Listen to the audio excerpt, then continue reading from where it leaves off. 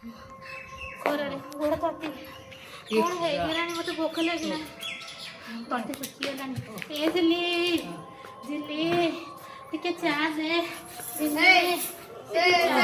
ଆସିଲେ କଣ ସରୁ କଣ୍ଠରେ ଡାକ ଦଉଛନ୍ତି ତୁ ରୋଷେଇ କରିବୁ ଯା ହଁ ମା ଚାଲ ରୋଷେଇ କରି ଦଉଛି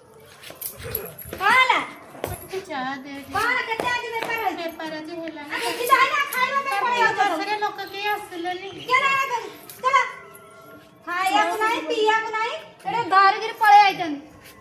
ଉଡ଼ା ଚାଲ ଚାଲ ବାପ ଯିବ ପଇସା ନାହିଁ ପଳେଇ ଆଇଲେ ଧାଇଁ ଧାଇଁ ଚାଲ ଉଠା कार्तिक मासले तो हम अपने निर्दय होने हमको घर बाहर कर अरे गोड़ को मैं काहे के बस चुप भाई ना पोज तो मो खानदान कौन तो खानदान कौन घर बाहर जाई गोड़ गाट